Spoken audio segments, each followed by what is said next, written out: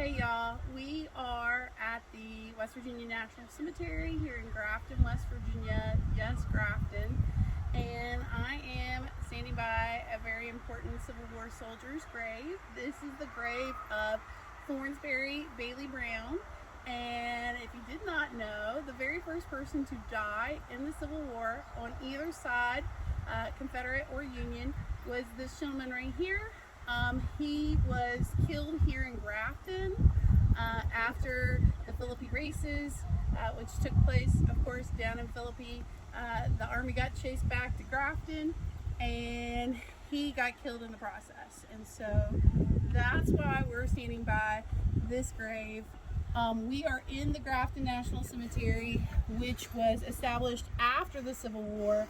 But if you look around, not only this full level that we're standing at right here, this full level, but the next level up as well is full of dead, Civil War dead. They were actually reinterred. Most of them were reinterred here after the Civil War. So what happened is the U.S. government disinterred these people off of actual battlefields from places like Droop Mountain in Pocahontas County, Ridge Mountain in Randolph County, and other places where battles took place all across West Virginia, and they were buried here in one location. And if you look, so many of these people are not known. So there's as many unknown as knowns buried here. So you can see some of the unknown markers. We do know this gentleman right here was a U.S. soldier, but so many of these folks were unknowns that were moved here. By the Civil War, families did, if they had the money, could claim family bodies and have them shipped by train homeward, because we had access to embalming fluid and they had developed that technology, so you could ship your ancestor home and be able to they wouldn't stink by the time they arrived home, and so you could do that for a fee. These people were either unidentified or their families did not have the means to do so. The U.S. government will establish this cemetery after the Civil War. As I said, this cemetery is actually closed. It's completely full, and there is a new Grafton National Cemetery outside of Grafton as you're headed towards Bridgeport, and that is where more recent veterans who have died can be buried. You can apply to be buried if you are a veteran, to be buried in the Grafton National Cemetery, which, like I said, is on Route 50 right outside of town as you're headed towards Bridgeport. So we are sitting in the third tier of the Grafton National Cemetery, the original one here in downtown Grafton. I just wanted to point out there are soldiers buried here from other wars than the Civil War. So in this part of the cemetery, we have people from World War II, and there are soldiers from, here we go, World War I. Up here is someone that fought in Vietnam, and we even have, I saw here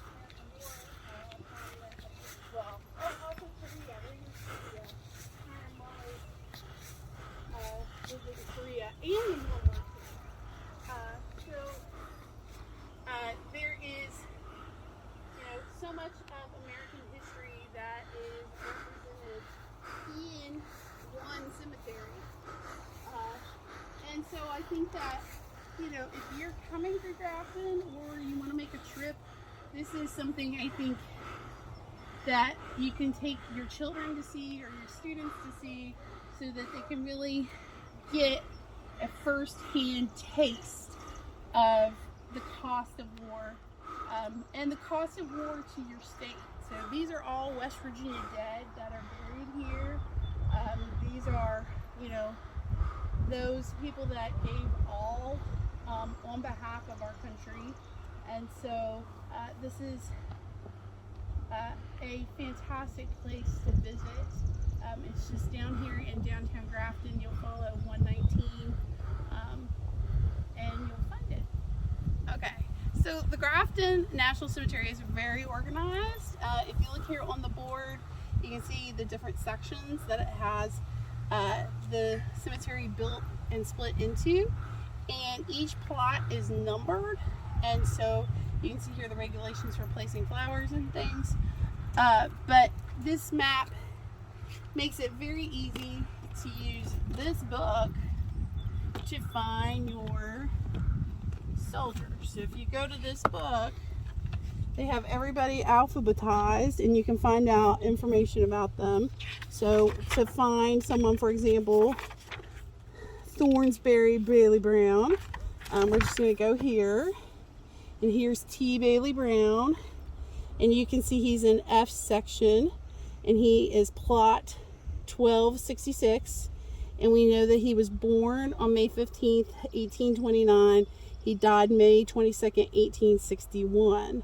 He was interred here, you can see the date, on June 9th, 1903. So he was brought here. And some of these folks, we even know their ranks and what their branches were. So for example, here's a gentleman who died in 1954, Ranax Buchanan. His birthday, he was born in 1883. He died in 1954, and we know that he was a private in the Marine Corps. So it just depends on if that data is available.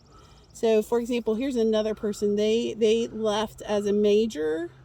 In the U.S. Army. Yeah, in the U.S. Army.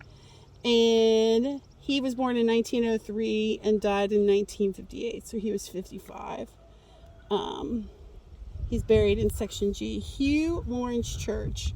So, but this is a fantastic resource to look up and find more information if you want to look for maybe somebody that even just has the same last name that you do. So, I'm going to see if there's anybody who has my last name. And that is a no on that one. So, we're going to flip over to the other last name, which I am sure that there are people who are Millers. Here are the Millers. So you can see here all the different Millers that are listed. So, and then look, this is what I think is just overwhelming, is you get all the named people. But then, I mean, here I am flipping through. You go from... Here's the... Page 37 starts the unknowns. And the unknowns go to page... Well, there's a couple more. That's the new cemetery. But look here, all these unknowns. Like, the unknowns go to page... 55. So almost 20 pages. And I mean, you have U.S. unknowns as well before you get the UTs. Yep. So that's a fantastic resource if you want to learn a little bit more about the individuals who are buried here at Grafton National Cemetery.